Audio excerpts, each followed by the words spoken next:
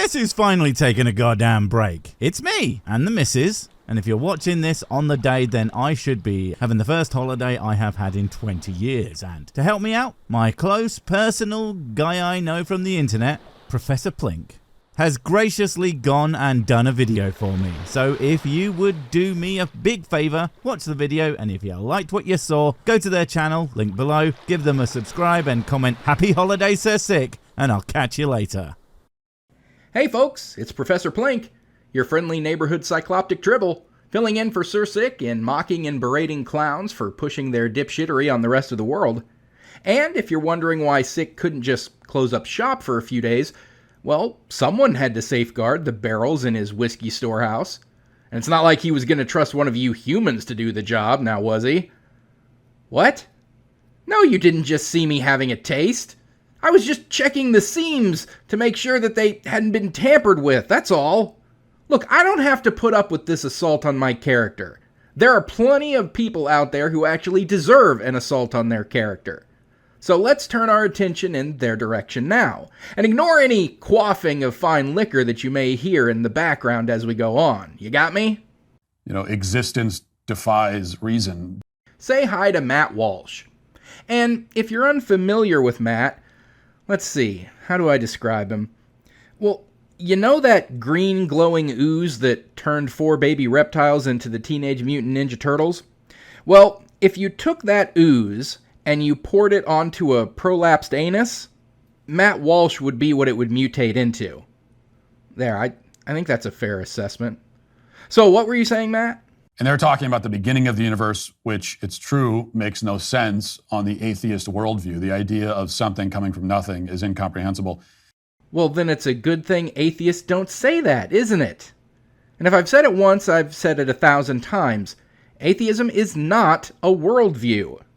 Atheism says nothing whatsoever about how the universe originated, or if it even originated at all, or if those questions even mean anything when it comes to how things functioned before the expansion of our universe began. Atheism is one answer to one question. Do you believe in any God? No. Beyond that, there's nothing more to it. There's no questionnaire about pre-temporal cosmology that you have to fill out and get all of the answers right in accordance with the atheist orthodoxy in order to get your "I don't believe in God" name tag, tote bag, and t-shirt. I mean, I wish there was. I've been wearing the same suit for 3 years. Luckily, tribbles don't sweat. But we do molt. The pink fur balls that I find all over the house are getting out of hand. But no, atheists can believe any number of things about if and how the universe formed. Atheists can believe that it was supernatural even, so long as they don't believe that a god was behind it. Atheists could believe that it's all a Matrix-style computer simulation and we're all just advanced NPCs. Atheists could believe in universe-belching unicorns from the 8th dimension. See, atheism installs no beliefs about anything. Just the refusal to align with one belief, the belief in your or anyone else's deity. But the point about the expanding universe, expanding, like, what is it expanding into? If it's expanding, for it to expand assumes that there's an end to it. You know, a thing without an end cannot expand by any definition of the word expand that makes any sense. Well, I'm sure very little about science makes sense to you, Matt. However, even if the expansion of the universe doesn't make sense, that isn't really a problem. You see, the universe is under no obligation to make sense to you. And the thing is that there are explanations for things like this that might be a little hard to wrap your brain around out there, for those who have an interest in doing so. For the expanding universe, to understand how something can be finite but have no edge, think of the fabric of the universe as the surface of a balloon. As the balloon inflates, the surface stretches, and every point on the surface moves away from every other point. But a tiny being on the surface of that balloon could walk forever and never run into the edge of its balloon universe. There is no edge, yet that balloon universe has a finite volume. Now, you might be thinking in response to that, but the balloon is expanding into the room that it's in. Well, stop. we're not talking about the three-dimensional shape of the balloon. We're just talking about its surface, that 2D scale. The balloon itself has the same mass, and yet it's expanding. All parts of it moving away from all other parts of it. The universe is doing the same thing on a 3D scale. And it's not expanding into anything. It's just expanding. And if you have trouble comprehending that, well... Sounds like a you problem. Which shows that atheism, I mean, the point is that the atheism does not avoid the incomprehensible. Atheism does not avoid the miraculous. The atheism? Like, there's only one? Is it like the Eiffel Tower or the Parthenon? Can I go visit the atheism? I mean, I've got some holiday time myself coming up. I can just picture it now. It'd be like the hotel from John Wick, but instead of hitmen, it would be chock full of people who aren't booger-eating buffoons. And instead of a rule about no hits being carried out on the property, like in the movie, the rule would be no saying stupid things. So, I wouldn't plan on booking a stay there if I were you, Matt. And anyway, again, it's not even true that, well, okay, so if you're atheist, then you only have to deal with one miraculous event, which is the beginning of everything. The beginning of everything is not a miraculous occurrence. Because, and listen closely now, you farcical flannel man, we don't know anything about, or even if there was, a beginning of everything. When talking about the origins of the universe, we're commonly talking about the Big Bang. But the Big Bang was certainly not the beginning of everything. It is the expansion of the current presentation of our universe from an initial state of high density and temperature. The start of that expansion is the farthest back that we are currently able to examine evidence, and that's called the Planck time. The Planck time is around 5 × 10 to the negative 44th power seconds after the Big Bang, an incredibly small unit of time. When that occurred, there was already the hot, dense primordial energy that the universe expanded out of. And at that time, the expansion was already underway. So any science-based or naturalistic conception of the beginning of everything requires no leaning into the idea of miracles, because we know absolutely nothing about the actual beginnings of everything, or even if there was one. We only know about the change in state from what the universe used to be to what it is now. None of which requires miracles to understand. Just a functioning thinking part. Well, no, there's all kinds of stuff that happened after the beginning that also cannot be explained on the atheist worldview. And to me... Pause for dramatic emphasis? Or just because the hamster in your thinking part fell off its wheel? I think the most incomprehensible and miraculous thing that atheism can't explain is not the universe itself, which that's a problem, or even life itself, but consciousness. Consciousness? That's the inexplicable, miraculous thing that you think atheism, by which you really mean naturalism or materialism, can't work around? That's the inexplicable gotcha that you want to throw up to all non-believers? Well, you clearly failed your physics class, so why not fail your biology class too, I suppose? Consciousness is not inexplicable. It's what we refer to as a variety of processes that our brains do. Consciousness is an emergent property of the brain resulting from the communication of information across all of its regions and cannot be reduced to something residing in specific areas that control for qualities like attention, hearing, or memory. When a data processing organ, which is what our brains are, evolves to reach a certain level of complexity, the interaction of many of its systems and processes form what we call a mind and what we call consciousness. And we aren't even the only animals that have it. Research into animal cognition has shown that there's evidence that birds and mammals have conscious experience, and a realistic possibility of consciousness for all vertebrates, including reptiles, amphibians, and fish. But of course, they don't experience consciousness the same as humans do, so some are quick to dismiss their experience of consciousness as invalid and something that's unique to humans. But if being a little more simplistic in how some creatures think and experience things were an indication that it didn't actually possess consciousness, well, then how do we account for the likes of you, Matt? That to me is the fact of our existence that points most immediately and unavoidably to the supernatural. The key phrase in there was, to me. Yes, I'm sure there are any number of things that seem inescapably miraculous to you, Matt. Like how you don't forget to breathe when you go to sleep. Or how numbers that are actually two numbers put together are even possible without your brain melting. Or how your viewers haven't caught on to the fact that you're just a creepy guy with a diaper fetish and the mentality and temperament of a 5-year-old who will grow up to fight Indiana Jones one day. But don't project those self-failures onto the rest of us.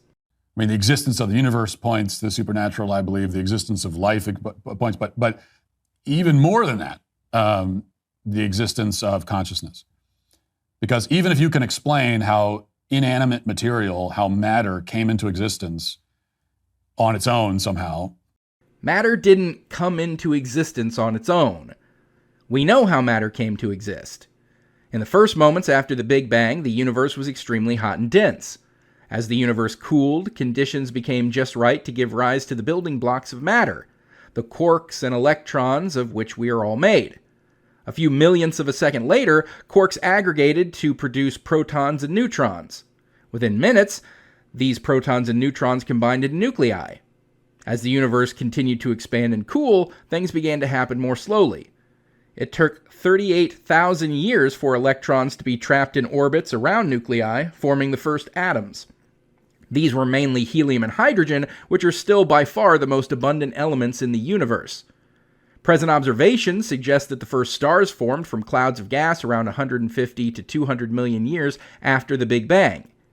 Heavier atoms, such as carbon, oxygen, and iron, have since been continuously produced in the hearts of stars and catapulted throughout the universe in spectacular stellar explosions called supernova. Now, I know, all of this talk of neutrons and quarks, I'm sure that little hamster on its wheel in your thinking part just exploded. But just because smart talk am hard, that doesn't mean that God did it is a better explanation. Or that it's even any explanation at all. God did it is basically an abdication of any attempt at explaining anything.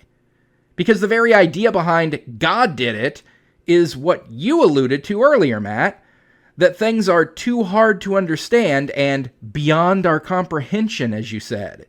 And so you supplant a magic man doing magic things in place of an explanation when finding real answers becomes too hard because it makes your head hurt.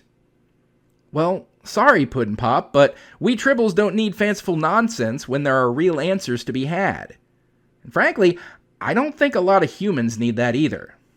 You're still left with the question of how this matter, how this material became aware of itself. How could chemicals arrange themselves in such a way, accidentally, that they develop an awareness of their own existence? It isn't accidentally.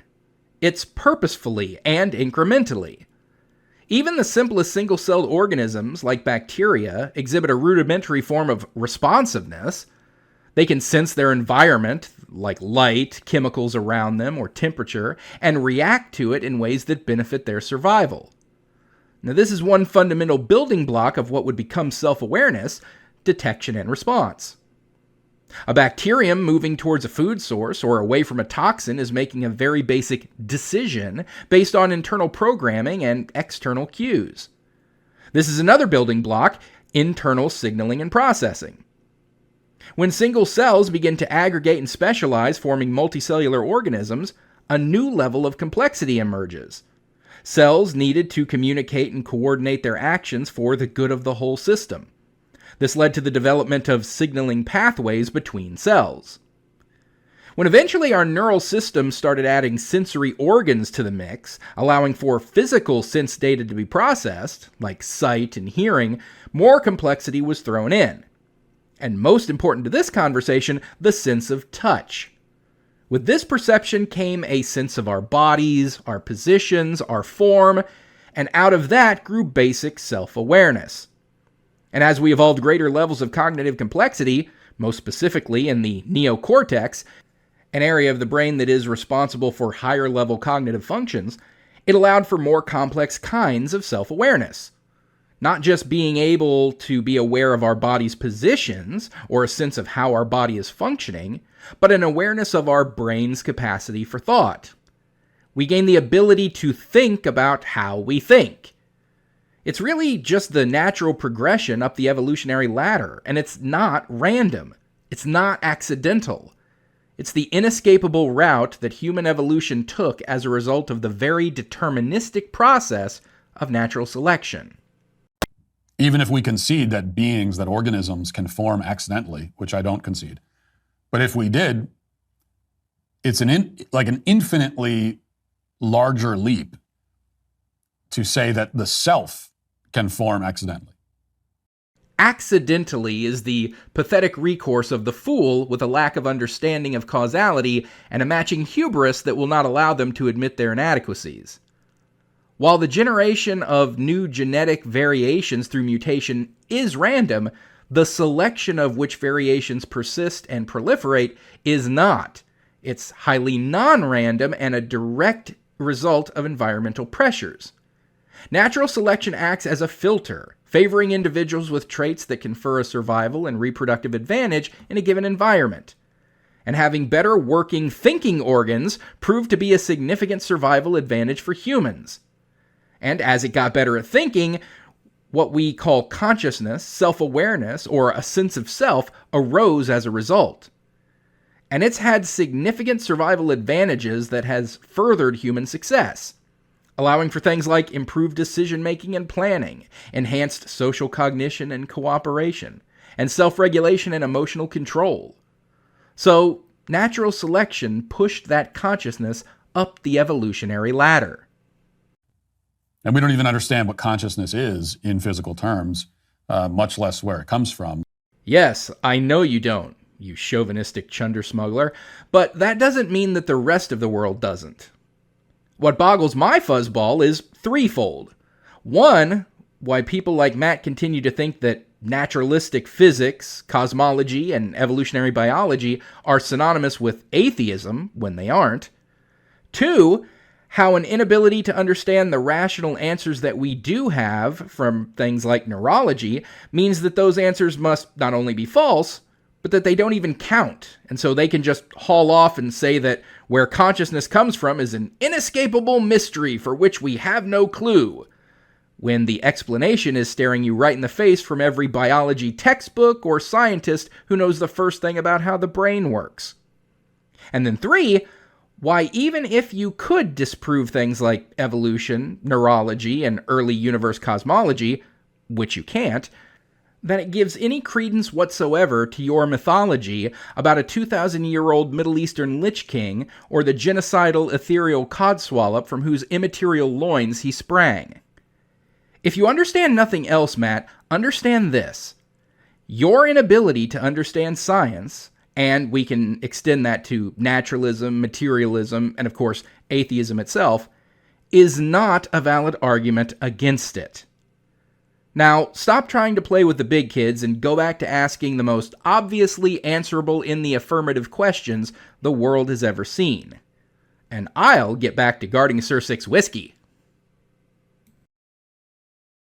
Wasn't that great? Again, a big thank you to Professor Plink for helping me out and allowing me to take the time off without YouTube punishing me for not uploading enough. So, again, go check out their stuff and say hi from me. Cheers.